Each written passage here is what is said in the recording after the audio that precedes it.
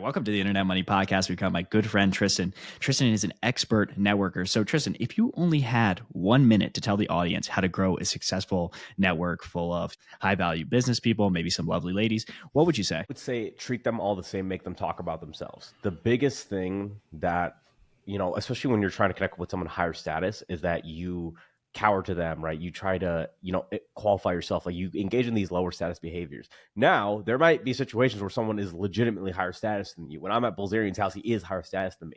But if you treat people like human beings, there's a lot of people that, like, to be frank, right? You don't qualify till the guy like delivers your mail or like the Amazon driver, right? But if you're able to put yourself in these situations and get people to talk about themselves and also become a problem solver for them, that elevates your status. And that's the biggest thing that you can do for anybody that you're trying to connect with, is solve problems for them. And you mentioned a concept, and I think we'll come back to this a lot, but talk about what is qualifying to somebody else, because I think this is a sticking point many people have in networking. Qualifying is talking about yourself unnecessarily. That's how I would define it. Sartain might have a different answer, but that's how I would define it. It's just giving up too much and giving up more than necessary, and just really trying to prove yourself, right? Like if someone asks you something, for example, right? If they ask you about your business or if they ask you how much revenue that you're doing, right? Don't get me wrong, respond those answers. That means someone's invested in you. They're curious about you. But if you go out of your way to actually qualify yourself and put information there that's not even relevant, or you're trying to make yourself look better and you're trying to sell yourself, that is qualifying. And it's inherently a low status behavior.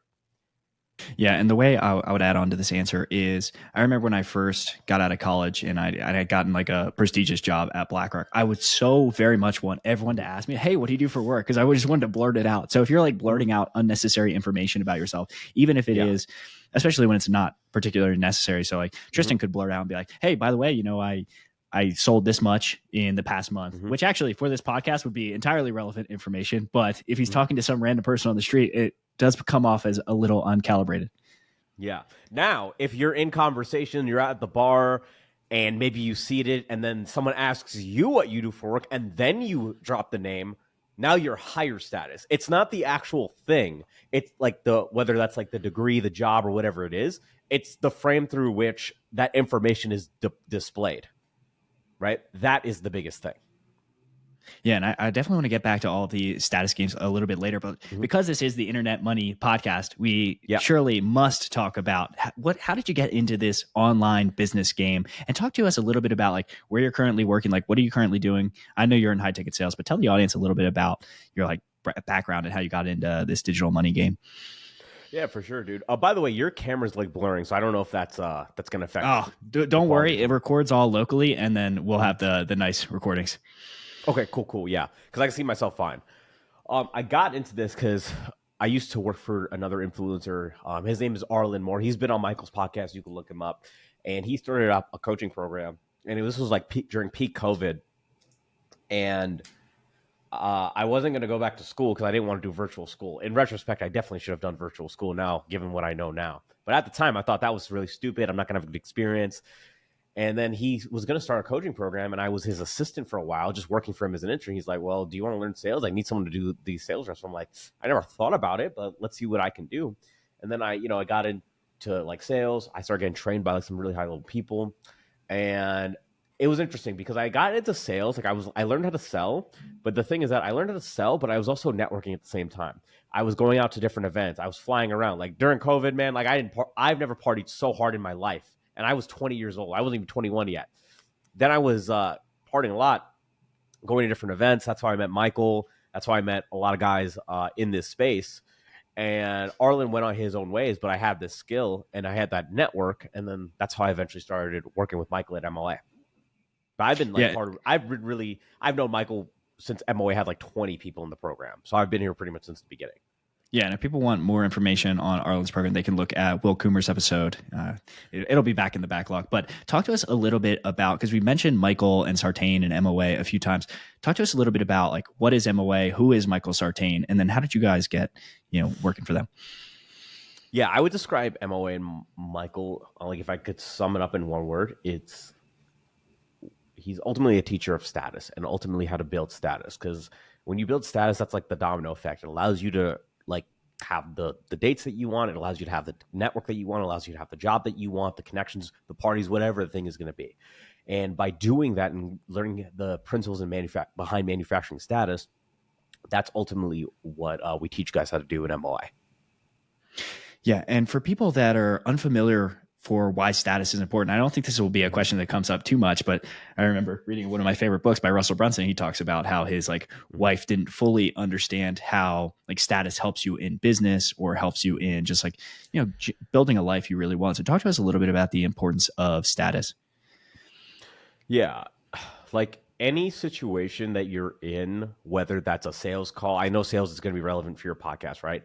Whether you're trying to close a client, whether you're trying to meet that girl that you want, whether you're trying to get somebody on your podcast, it's all going to come down to status. Now, the great thing about status is not something that's like chiseled in stone. Status is something that is very malleable. I think people get that misconception that like, hey, like I need to be rich, I need to be famous, I need to have all these things. No, don't get me wrong. That stuff absolutely helps.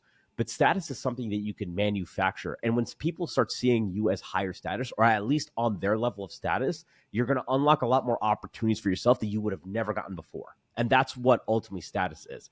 Status is someone seeing you on their level in the hierarchy or even above you. Now, it's very subconscious, right? Status, it's not like something where people are putting this together and like doing this mathematical equation in their brain once they meet you. It's something that is we feel, and it's something that's very unconscious, but it's something that is one of the biggest drivers of human behavior in evolutionary psychology. That's how I would define status. And you are an expert on, or like you're very studied in evolutionary psychology. So let's talk a little bit about how evolutionary psychology plays into these kind of like status games that we're all playing, and then also how you use that in your sales role. Yeah, so I think in the sales role. By the way, I'm not really doing sales anymore. But Okay. I was their longest, performing closer, so I know a thing or two. I think sales is actually one of the most perfect situations of status, because when you first get into sales, well, like the idea of selling someone to someone means that you are inherently lower status, right? You're qualifying to them, you're trying to get their approval, you're trying to get their investment, you're trying to get their check, whatever the thing is going to be, right? And that is actually kind of how it is. You are trying to close the deal. There's no question about that, right?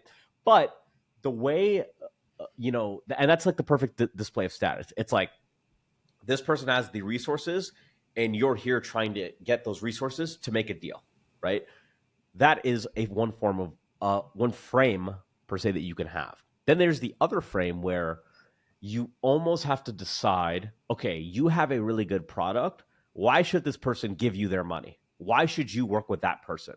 And you're going to ask very, very different questions, and you're going to have a different frame. And it's not even something about the words you say. It's almost like a feeling, right? Status is, at the end of the day, a feeling, right? At the end of the day, it's something that we feel subconsciously. It's not something that we're always cognizant of. But the point is that the reason it plays such a role is, imagine that you're vetting the person as a prospect about why they should sign up for your agency, right? You're going to ask very different questions. They're going to qualify to you a lot more. Biggest part about sales is flipping the script. They know you're going in there to sell them something. They know that they're going in there with the power. Now, what are you going to do to flip it? And I know this sounds manipulative, but it's actually better, because people want to know that they're like, there's certain situations where you want the person to be higher status than you, right? If you get like shot in the arm and then you go to the doctor, you want that doctor to know what he's talking about, right? You want that guy to be higher status than you, right? If you have a problem that you need solved in your business and you know someone could solve it, you want that person to be higher status than you. So that allows you to, one, be in a better frame, close more deals. You're going to have a lot more trust, and you're going to create more longer lasting connections over time beyond the first sales call.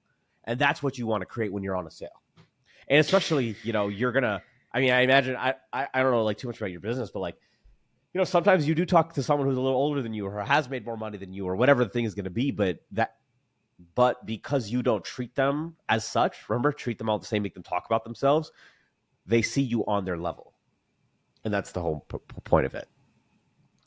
And then if I'm not mistaken, Michael, of course, does a lot of organic content, and I believe you guys are now running a bit more ads. Talk to us a little bit about the difference of people that came in from like the organic content versus the ads. And actually, before we even get into that, tell us a little bit about like who is the target market for MOA, so we can at least understand like the vertical and like who comes into the program.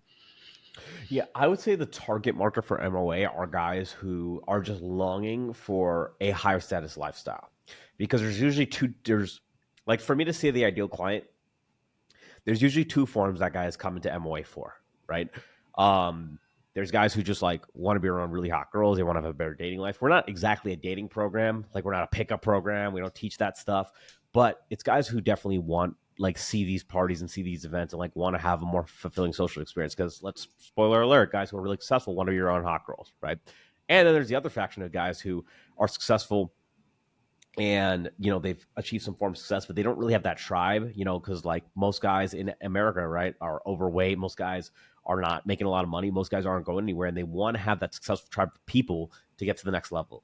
Those are two guys, and so the ideal client would be the guy who wants both. You kind of fit into that category, right? You want to have an awesome social circle, but you also want to connect with higher level people to grow your business, grow your connections, and keep growing in your life. So that would be the ideal archetype of guy who's perfect for MOA, because they're not concerned about chasing. They're concerned about building their best version of themselves and building their status so that they can get the people that they want in their life. And that's what we're about. Yeah, and I think for people that are listening, and I've had this experience many times where I'll go back to my hometown and I feel a bit like an alien because Where are you from? want to be surrounded by guys that want to be like jacked, want to have good relationships, want to make a lot of money, and then you go back home and you're like, this is not what everyone else is doing. So groups like MOA are highly beneficial in that respect. So let's talk a little bit of it. So you have that target demographic, really those two different types of people, and then talk to us a little bit of how you guys are attracting them to MOA. So there's organic, there's ads. I think you cut out for a second. Oh, sorry. So talk to us a little bit about how you are attracting these ideal customer to your guys' program. So is it ads? Is it organic? Is it a combination of everything? Is it, hopping on Facebook Lives and just ripping? Yeah, it's mostly organic at this point. This might not be the best question for me because I actually don't like run the marketing side of things. I'm not really part of the department or of like who's making the ads and stuff like that. It was 100% organic at the beginning, right? It was just purely Michael's following, and it's still pretty organic. But we also have like delved into cold traffic, affiliates, and everything like that. So we have a very well-rounded source of leads for sure. I don't know the exact breakdown to be honest with you, but it started off with 100% organic. Now we started like chipping into different lead pools so that we can get more leads from different sources and start helping more people. Yeah, absolutely. And did you notice any difference in the leads that come in via, let's say, ads or come in via organic? Because you're saying at the beginning, like most of it was organic. Well, they're a lot colder, right? So it's a harder sell, right? So there's that. They're obviously a lot colder. And there's more of a vetting process, right? Like when I first started working here, right, I was the only closer and like I got every single call. Now we have a team where it's like, 12 salespeople. We have a bunch of setters. The biggest difference is that you're a lot more discerning with the leads because one, not everyone can, afford a coaching program. And also not everyone is a good fit for that program. And not everyone who clicks on your funnel is going to be a perfect fit for your program. But the better people you get in your program who are actually a good fit is going to make your program a lot better in the long run. Yeah, absolutely. Now let's talk a little bit about some of your expertise, obviously like high status networking, relationships. So talk to us a little bit about like how you guys have helped people improve their network. Is there things you recommend? Maybe there's a guy that's like a little lonely running an agency and they're like, I have money. How do I get like a better dating life, or how do I get around more like high quality guys? Talk to us a little bit about, your recommendations to this type of person. Well, first off, like I'm sure you're in the community, so you've probably heard this statement 1,000 fucking times. You have to fix your fucking Instagram. It is such a, especially if you're like an older guy. Like I see this a lot where like guys don't want to catch up or like they think they're too good for it. I'm like, good fucking luck. Like good luck never dating a woman. Good luck never going to that higher value party. Just good luck sitting on the sideline. Because here's the problem. They're used to like the way it used to be like, pre 2012 was like, if you had that agency, if you were the cardiologist, if you were the doctor, and you were that cool guy in your whole town, you got that really hot girl, you went to the best events, you went to the country club, and it was pretty simple, right? You were higher status, and then you got what higher status people got. The problem now, though, is that there's a difference between there's like your real status. Your real status is like, hey, like Jax, you have this like 7-figure agency. You have a cool podcast. You have cool friends. You're very charismatic, right? That's like your real status. But then there's your perceived status. So a lot happens to a lot of guys is that their perceived status, their status is here, but their perceived status is here. And then that almost X's out the status that you have. And that's the missing piece of the puzzle. So social media is the big one. And then also learning how to create situations for yourself where you're the higher status person in the room, creating events, going to higher value places, building female friends, ultimately creating an aura of status around yourself that's going to get you to the people that you want. Because status is status, but status also is contextual.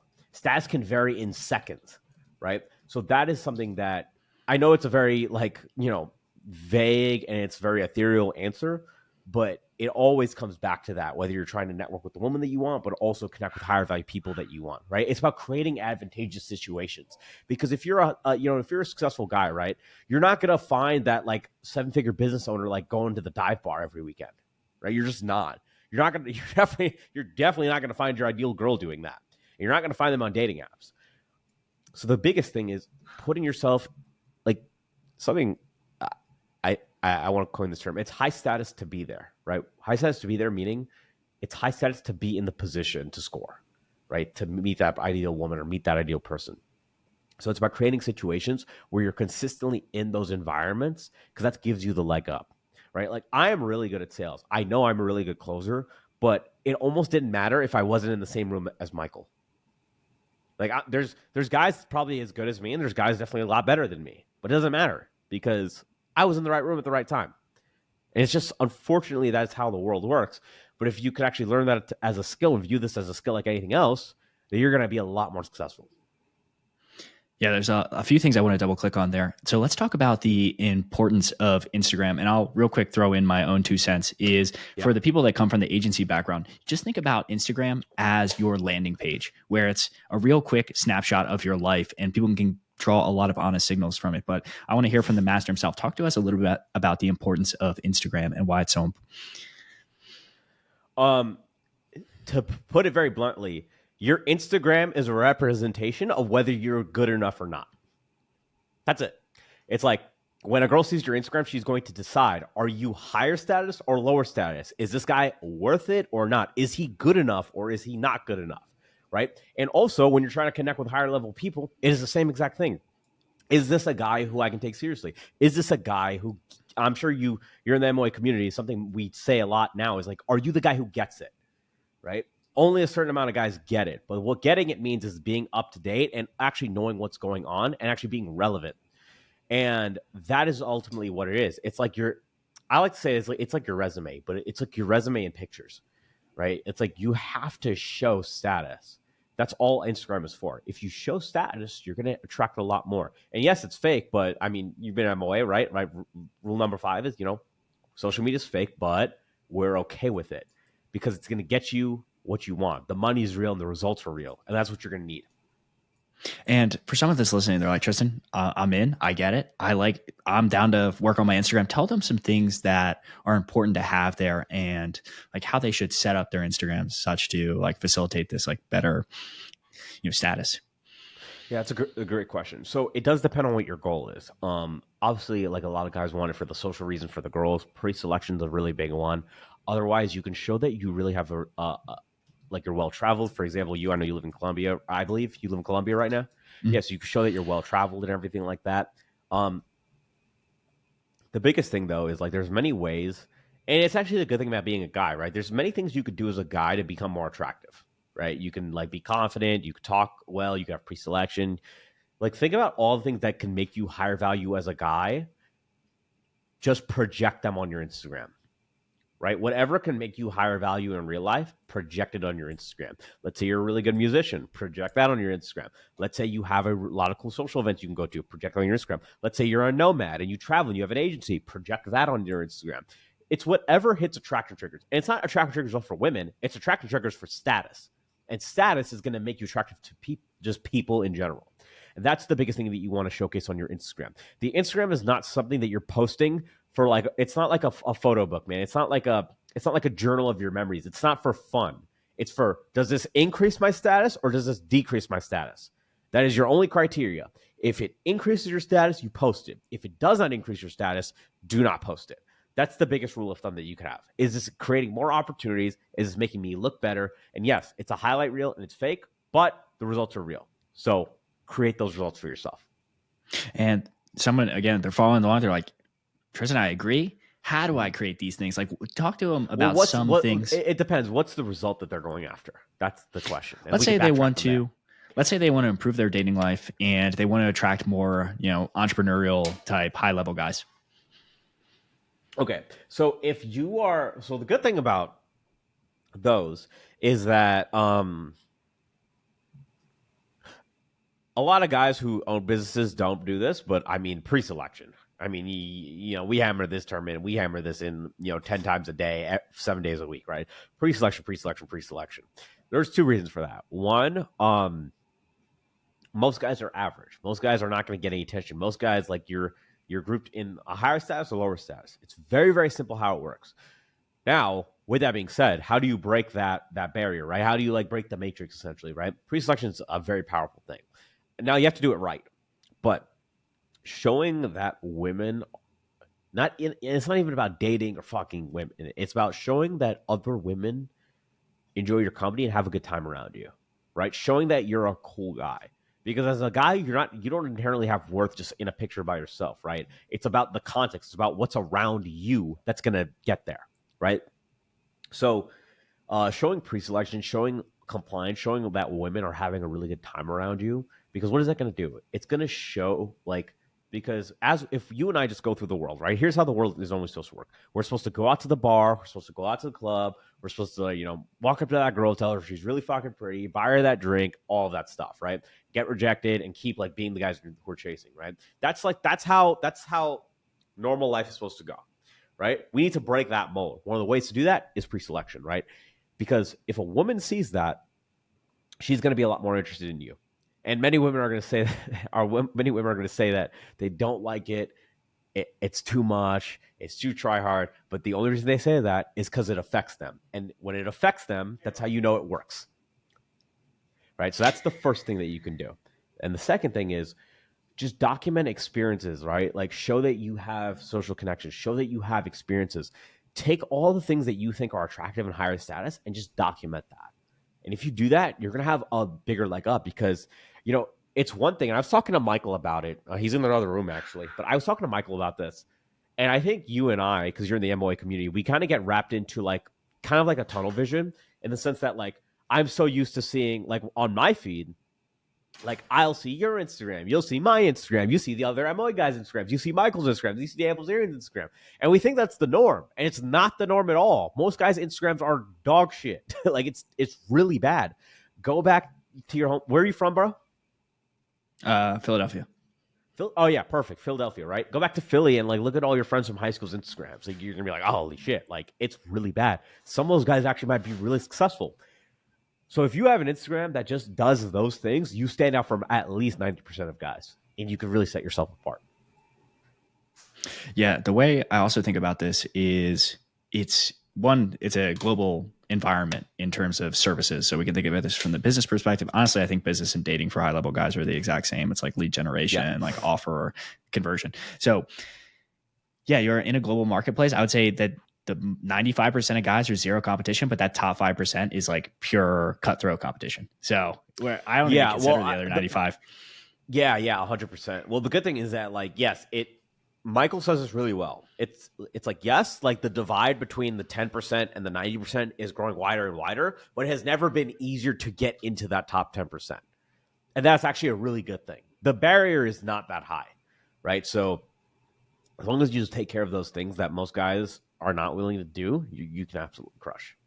All right, so we've got them trying to fix their Instagram. So it's going to high status locations. Maybe that's a nice restaurant in town. Come on, guys, you're rich. You can all afford a sushi dinner. You can just take a picture, have the waiter do it. Then you mentioned pre-selection. So this is showing that women find you interesting. Talk to them a little bit about how they can do this, because I think this is going to be the part that boggles the listener's mind the most. Mm-hmm. Yeah. So can you like be a little more specific on that question? Yeah, like, so they're like, "Hey, I'm bought in." Let me. I don't want to answer your question with a question, but I think it's going to be a lot better. No, I think. What do you think? What do you think their pitfalls are going to be to actually show pre-selection? That's like, so. Is that what you're asking? Let's imagine they're not currently hanging out with that many women. They're like, "Hey, I was grinding on my agency for the past year. Like, we got it up to X amount of revenue, and like, I just completely forgot about women." You're like, "Yeah, I can go to a high status lobby, have a friend take a picture of me. I can go to a restaurant, have a friend take a picture of me." But they're like, how can I show that a woman finds me attractive or is showing compliance in some photo? Like, I feel like that will be the pitfall for many guys in terms of getting that type of photo. So you're essentially asking, okay, well, for me to show pre-selection, I need to show that women are comfortable around me. But if I don't have any women, I can't show pre-selection, right? It's like the chicken or the egg. Yeah, that's a great question. So that's why it comes down to like what we talked about earlier, right? Part of having a social media that shows pre-selection is actually building pre-selection in your own life. Go out, talk to more women. Now, I'm not saying go be the fucking dude at the dive bar or the club in GA trying to hit on every girl. That is not what I'm saying. I'm saying, how about you become a higher value guy, become a guy who gets it, get women to qualify to you, build a sort of social circle of female friends. And I'm not saying this needs to be a little bit long term. You could make female friends in a night.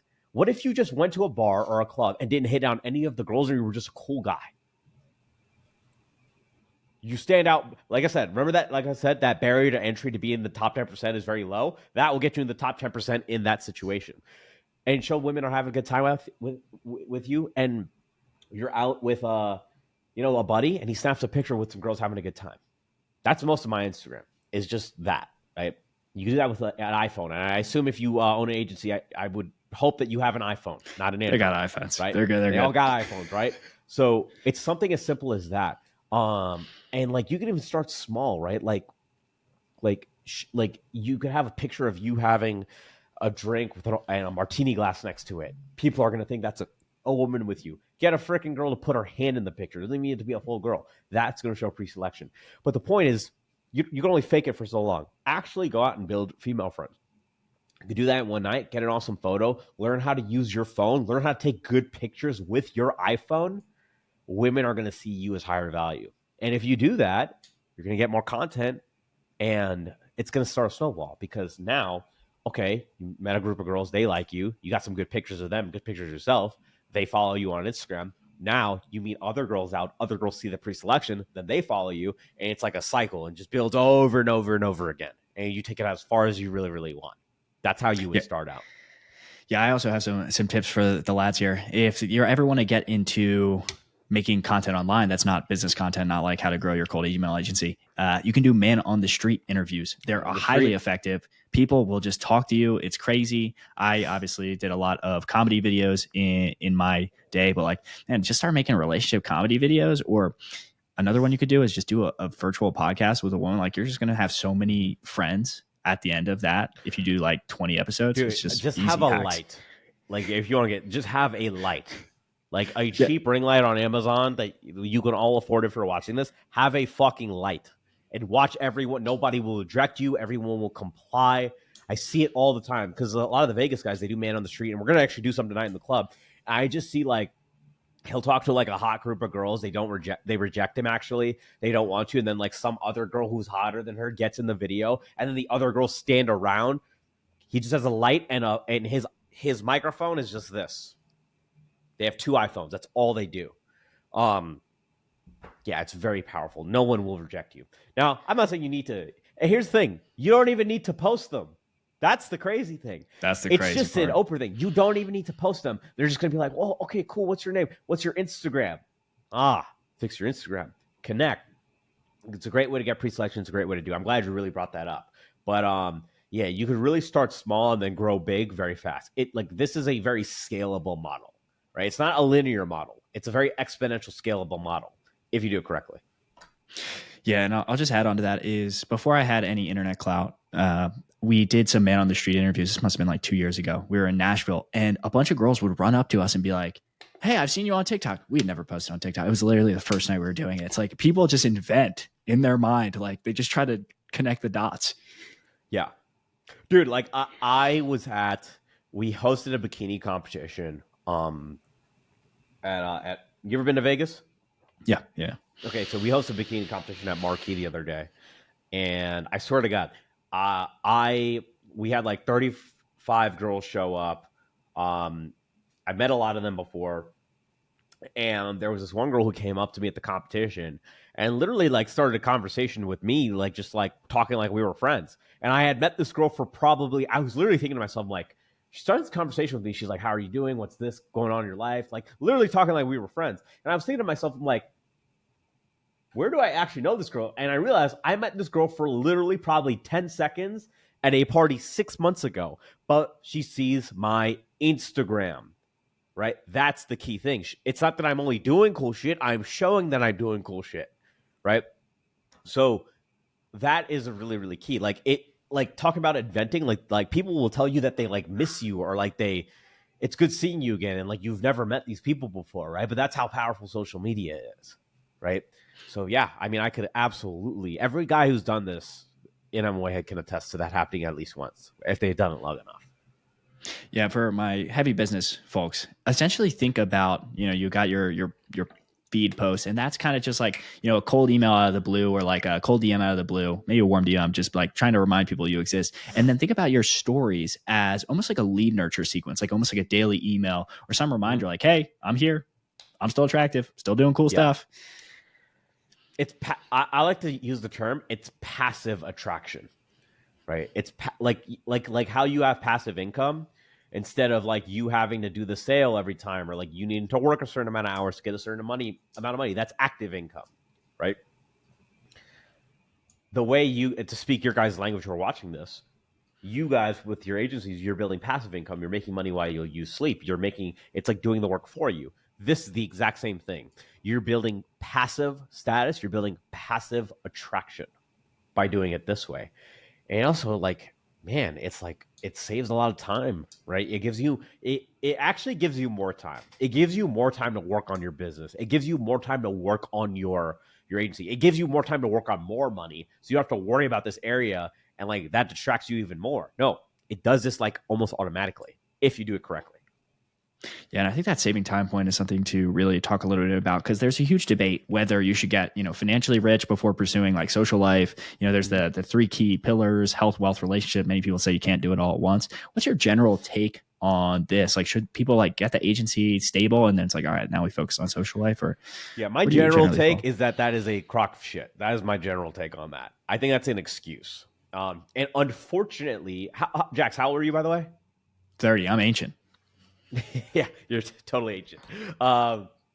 Unfortunately, you know, like for everyone watching, unfortunately, when I see guys join MOA, this is like a problem that hurts older guys more, because I meet guys who did exactly as you described, right? They worked on their business, and I'm talking like, when we get some guys in the sales, I'm talking like $100 million liquid in the bank. Like I mean, I talked to a couple of them, right?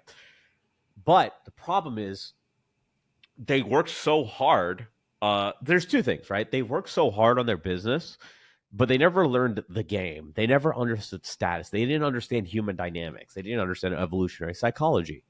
And the problem with that is that, one, I've honestly noticed, and I don't know if you could test this, I think a lot of guys use this as an excuse to not take action, right? Like they focus on building the business. They focus on, sitting in their fucking basement, making their money. Not saying that you shouldn't make money. I am the last person who's not going to tell you to make money on this podcast. But when it's a cope to not talk to that girl, it's a cope not to connect with that higher value people. It's a cope to not go into social situations because they're scared of those situations. They're scared of getting rejected. That is where we have a problem. So a lot of guys use this as a cope, but spoiler alert, it just doesn't come to you that way, right? It just doesn't. It just does not work that way. You have to adapt to the way the world is now. So that's the first thing. And the second thing is, when you build that much money, you build that much success, but you don't understand women, you don't understand social dynamics, you don't understand how to network, now you're a target because you didn't develop this area of your life. So because you didn't develop this area, now this first hot girl who gives you any form of attention, you think she's into you, she's a financial predator, right? That first guy who's really smooth talking gets you in a shitty business deal, right? You fall for a lot more things. So the answer is to do all three. And the thing is, if you do it through social circle, that actually saves you time. Social circle is not for the young guy who has all the time in the world, or the young college kid who just wants to party and go out all the time. That's not what social circle for. Social circle is for the guys who already have success and want to have success in all areas and have that balance. Does that answer your question? Yeah, I think that does a really good analysis. So I like to think of this as well as bottleneck analysis, where Hermosi was telling a story the other day where a guy comes to his mastermind and asks a sales question. And this guy is like an expert seller. He's like, you flew all the way here to ask a sales question, because most people like to focus on what they're good at. So a lot of people, that would be growing their agency, but they don't want to take the difficult step of being like, well, I'm not that good at relationships, or like, hey, Yeah. I haven't been with a woman in the past year. Like, that's crazy. Got to fix that. So let's talk a little bit about, kind of balancing this. So let's say we're talking to these agency guys, like what kind of, if they had to break up their day, how much would you say like investing in this social circle, like growing your network would take them? And what kind of steps would you recommend? So we talked about fixing their Instagram, but let's talk about the time allocation. Yeah. Well, I like to think of it as like you're building a funnel, and then the funnel does work for you, right? So when you build a funnel, right, you're putting in a lot of work up front. There's no sugarcoating that, right? The problem is, and I get where they think this, I get where they're coming from, right? They think, the perception I see a lot of times is that, like, okay, if I want to work on this area of my life, I need to set aside everything I'm currently doing and go all in on it, because that has worked for them in all the other areas. That has worked for you in business. That's gotten you an awesome job. That's gotten you awesome connections. That works. But that formula does not exactly work here, and it shouldn't work that way here. The way I look at building a social circle is you're going to put in more work up front, right? You're going to build your Instagram. You're going to go out and build a social circle. You're going to maybe put some events. You're going to learn how to get in. You're going to get rejected a few times, right? You're going to put in some work up front. And when I say work up front, I'm talking like initially 5 to 6 hours per week. That's what I'm talking about, initial upfront work. But then you put in that initial upfront work. But once you have look, when you fix your Instagram's fixed. No, you're going to keep adding to it and keep getting better. But like once you get the first 10, I mean, you've done it. You've done the program. You get the first 10 photos up.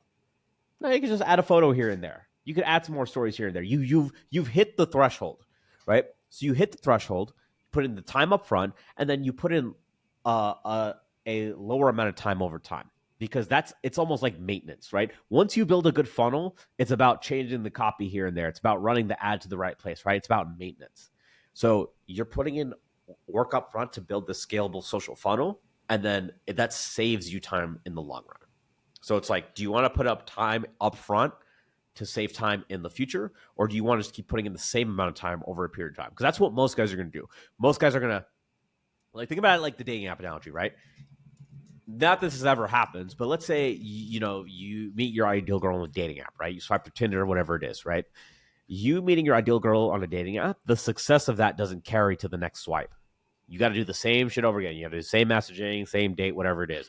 I'm sure you've done cold calling, right? You making a really good sale on a cold call, the success of that doesn't carry. You have to do the same shit again.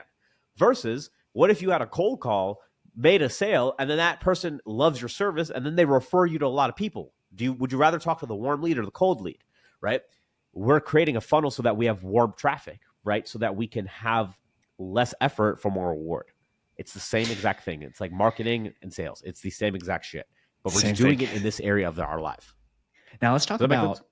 Yeah, no, it makes complete sense. But let's expand upon it. So let's talk about the funnel as it exists for dating, because they'll be familiar with the funnel. Like, hey, I run my ad, I get some kind of inbound, or I'm doing some kind of outbound. Talk to us a little bit, because I know there are top of funnel events, there are middle funnel events, because you guys are very experts at creating events and kind of building a life that you want to live. So talk to us a little bit about like how that funnel reflects in the event hosting and creation. Well, like I said, the event, and you said it perfectly. I actually want to steal this. Like, your Instagram is your landing page. Guys, fix the Instagram. That's why it's the first thing in MOA, right? You got to fix your fucking Instagram. That's your landing page. Now, what do you do with that landing page? So, when it comes to events, I don't think guys need to do, like, I think we show like these crazy events almost like as a vector. I don't think people need to do this. I don't think people need to do Babes in Toyland or the fucking Maxim Party or Swimsuit USA or like these bikini competitions with 50 girls. I don't think you need to go that far. You can go that far, but this is a vector of how far you can go. But the point is that what Jax is referring to is top of the funnel, middle funnel, and beginning of the funnel. So top of the funnel events is like the Maxim Party, the Ignite Party, like if the Playboy Mansion opens back up, like a crazy costume contest with like a bunch of celebrities. That's top of the funnel. That is the thing you maybe do once a quarter or maybe even twice a year, maybe even once a year, right? That's top of the funnel. The great thing about top of the funnel, though, is you can actually, it's almost an excuse, kind of like how man on the street is an excuse for you to talk to women without getting rejected. This is a way for you to talk to people without, not just women, people without getting rejected, right? Because let's say I invite a celebrity or a high value entrepreneur to an event. Let's say he can't even come. I still have an open thread. Most people don't have that open thread for him to see that. Well, you have a better advantage. Now you have an open thread with the girls that you want. Now, some of them are going to come to your events. Then there's middle of the funnel, which are things like, you do parties at your house, right? You do an event every week, right? You do something this with your closest social circle. The beginning of the funnel is like movie night at your house, right? Like board games, whatever it is. That's for your people who are really close to you because, it's kind of like with the funnel, right? Like there's going to be people who are really invested in your product. There's people who are going to be semi-interested. There's only going to be people who are there for a certain amount of time, right? Kind of like just how marketing works. It's the same exact thing here. So the thing with top of the funnel is not the fact that you get them to a top of the funnel event. The point is that you get in contact and have open threads with people that would have never looked at you in the first place. That is the value of it, more than the actual event itself. Yeah, and for people that are listening to Tristan and are like, whoa, Maxim Party, bikini competition, I don't know if I can do all that. I have some very simple, there's definitely a charity organization in your town that you can likely, if you're young enough, get on the junior board of. They throw galas, screen for things to throw galas, and just like get on one of those. Very few people will turn down charity invitations unless they there's a nightclub, there's a bar, there's a fucking restaurant, there's a place that wants hot girls at it. Figure out where it is. I guarantee you it exists because the whole world is like that. You need to figure it out. Hey, you guys are rich. Buy a boat. Come on, like simple solutions. Oh my god, yeah, yeah. If you buy a boat, man, like it's so easy. Yeah, it's a game over. All right. So recently, here's the thing. Here's the thing, Jax. Also, here's the thing. Even if the girls don't go to the event, right? Well, you have an open thread. You might get a follow from a girl who was like your dream girl, but you never met her. But here's the thing. Let's say they don't even go. Let's say they ghost you and leave you unseen. Well, now you have content of that event, and what are they going to see? They're going to see the content. Then they're going to have FOMO. And then are they more likely to go to the next event? Damn right. Absolutely. Social proof at the end of the day, lads. It's like if you got a lot of testimonials on your landing page, people are like, that coach might know what they're doing. Yep. So I'll be honest with you, dude. Like when I was selling MOA, I mean, it's very douchey, but I don't really care. Like if a guy didn't close on the call, I'd make him follow my Instagram. Like really, that's what I did. I did it all the time. I mean, I still do. I don't even close anymore, and I still get like guys hitting me up to join the program because of that. I'd make you follow my Instagram because I'm really like, okay, no, I'm not just some sales guy. No, like I'm doing the shit that I'm selling to you. I am doing the things that I'm prescribing you to do. I'm not just a guy getting a paycheck. And you see it yourself. Like they follow my Instagram, they see the events, they see it, and then occasionally I send them a guy who's just like them, having a fucking great time and actually doing it. And it works. It's very douchey, but it works. No, I mean, it makes complete sense, right? It's same as in business. Like somebody might not close on the call, but you keep them on your email list. You keep them like as somebody that didn't convert, but probably will. Like some people just take a lot longer to lapse through a sales cycle. Yeah, I always find it funny in some of the coaching spaces, either like they buy or they die. It's like, I don't know, that person could buy after six months. Yeah. I think, don't get me wrong, as a closer, I think there's a place for that, especially like when people have like a lot of limiting beliefs and it's like more of like an emotional thing than a logical thing. There is a place for that where you need to like be a leader and like drag that person and empower them to make an action that's going to help them change their life. But yes, obviously, not everyone's going to close on the first call. There is a place for closer or die, but it's not the solution to every lead that you talk to. But it is the mentality you would love your closer to have, by the way. 1,000%. So recently you've gotten a lot more into content creation, co-hosting with Michael. So talk to us a little bit about like, how that opportunity came about and like what your goals are with some of the content.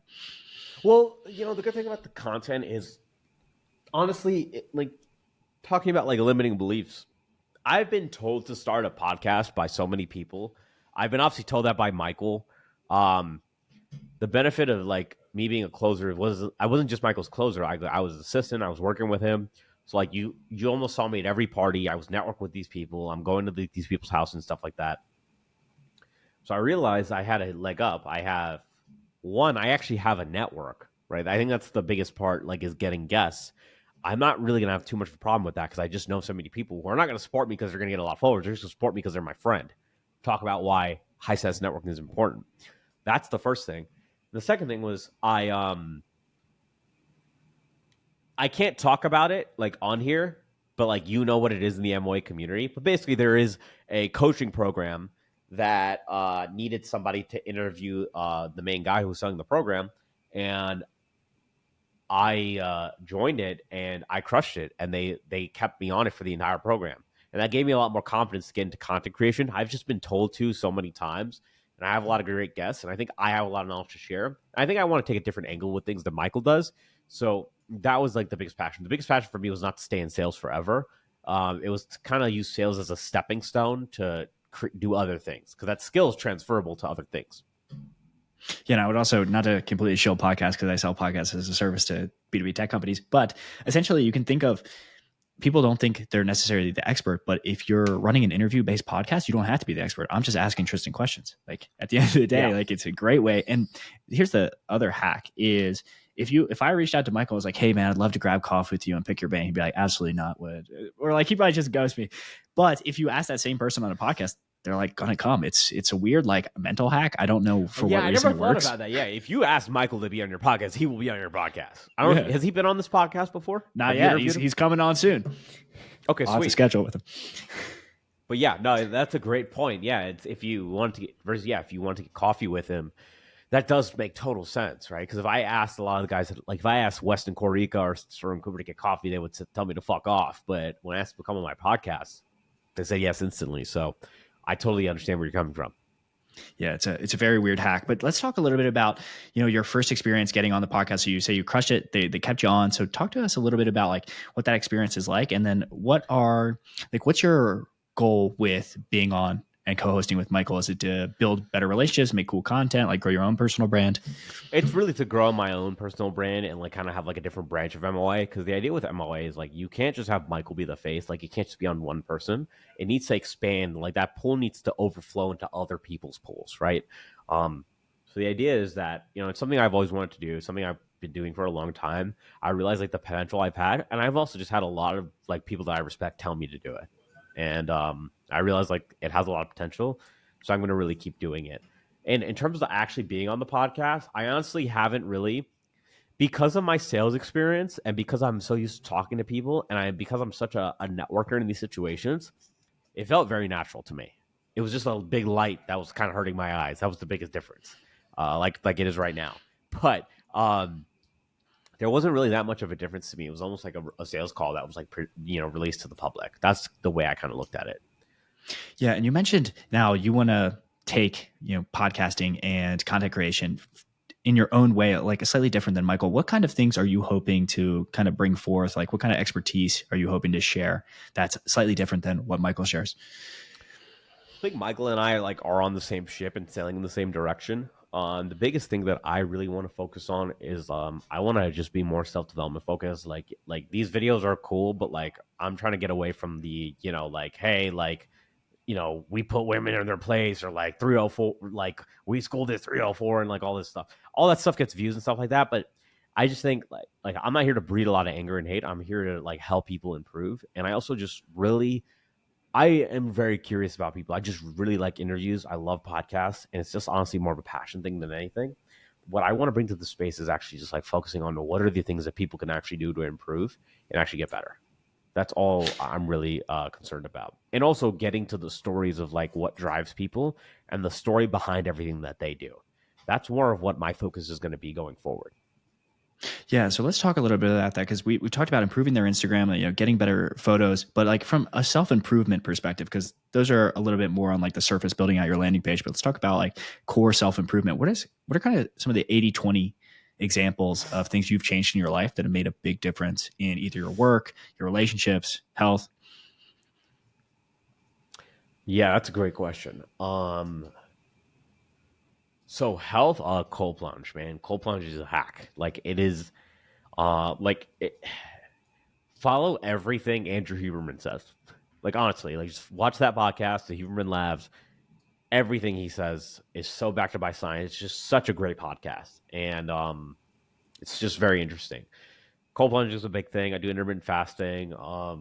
That's a big thing for me. I've been really getting my health in check for the past year. I neglected that when I first moved to Vegas. Um, in terms of self development, I just think the biggest thing I've done for some of my self development is obviously reading a lot. But honestly, the big thing for my self development is just putting myself in situations where the people are clearly better than me, where the person's clearly the richer than me, the guy's clearly in better shape than me, because that way I can learn.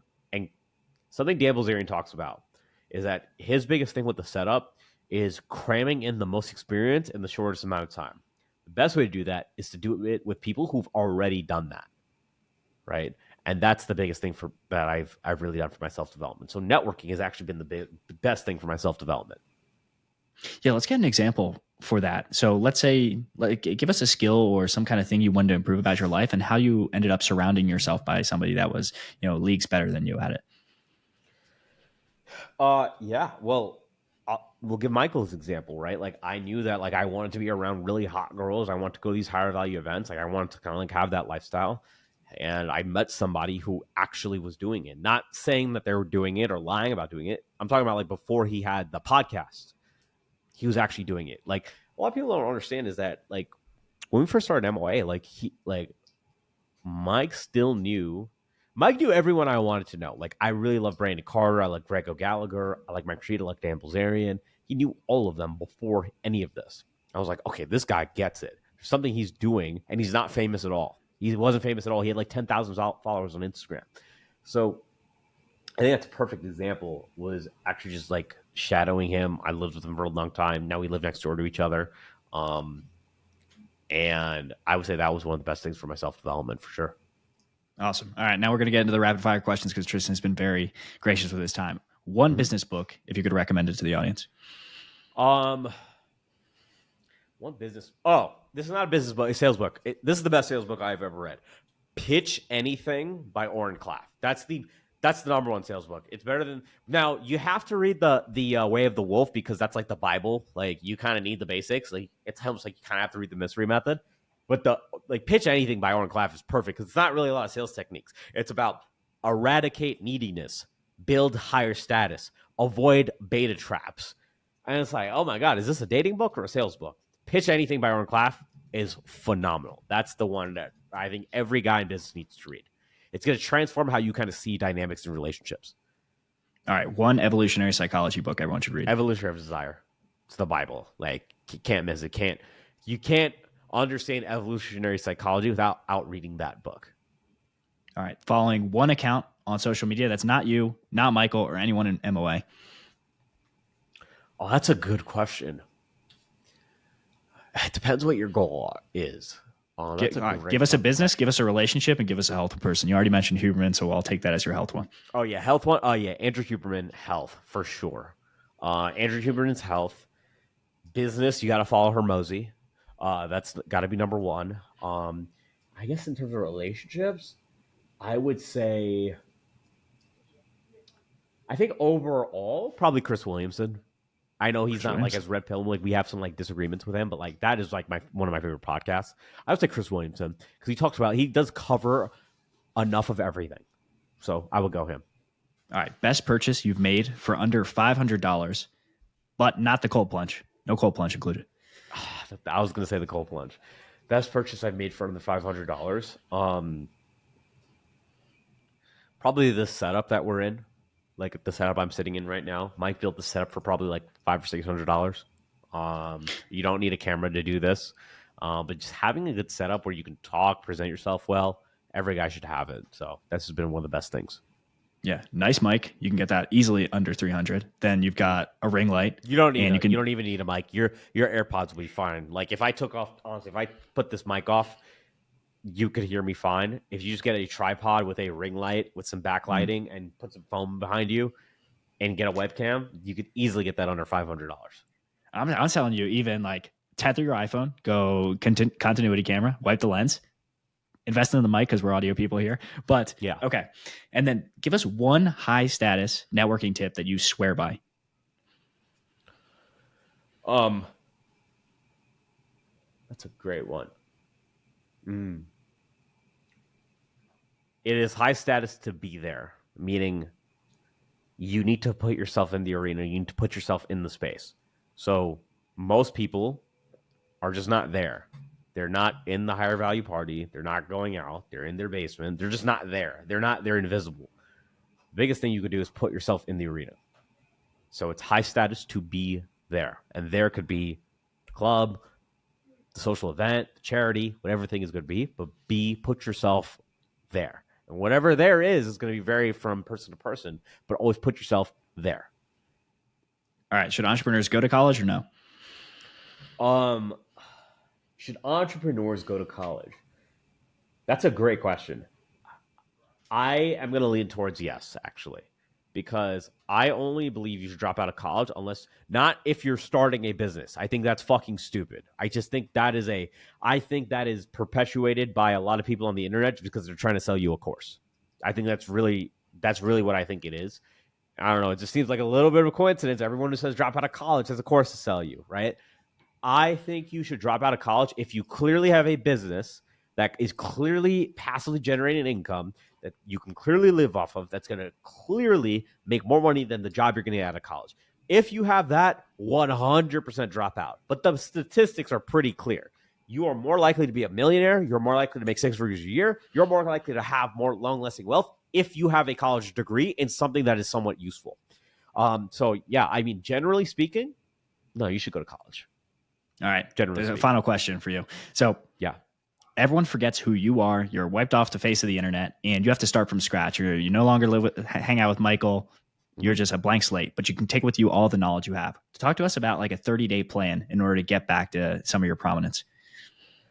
Yo, these are really good questions. I really like this. Okay.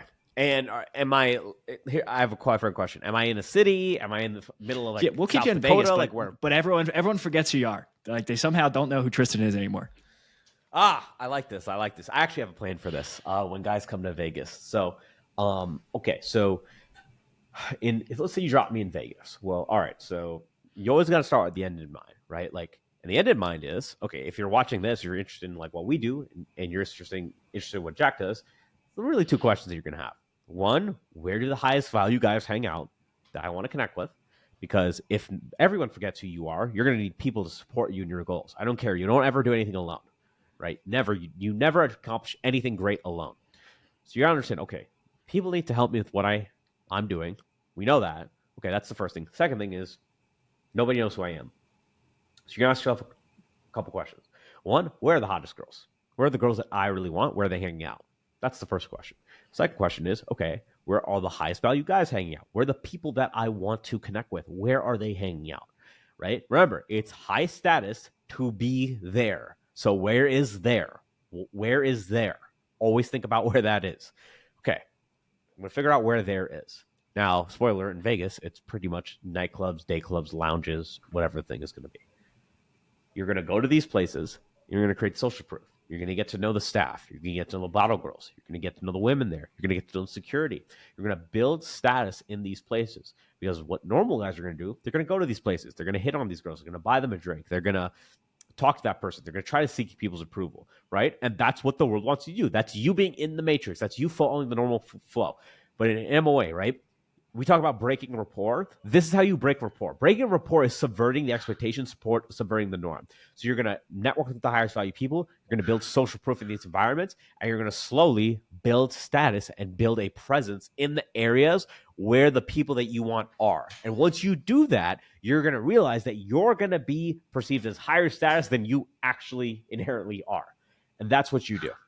and then you start building the networks, figuring out what problems. Here's the thing: we know that we need to make money. You need to solve a problem, right? We know that, right?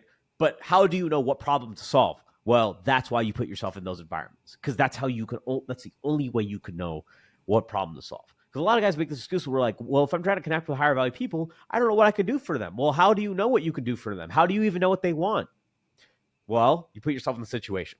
Put yourself in the situations, and then slowly figure out what problems need to be solved, what you can fill in, and you will build your social status from there. Awesome, Tristan. Well, I think that's a great answer, and you've been incredibly generous with your time. Finally, where can people find you online, connect with you? Yeah, man, if you could actually link it. So, yeah, there's my Instagram as well. It's at Tristan Darshan. YouTube, I'm at Tristan Darshan as well. Those are the two main platforms. Awesome, brother. Well, everyone listening, go connect with Tristan, go get involved with MOA. And if you're still listening to this, you must really like us. So get back to growing your agency and growing your social circle. Awesome, guys.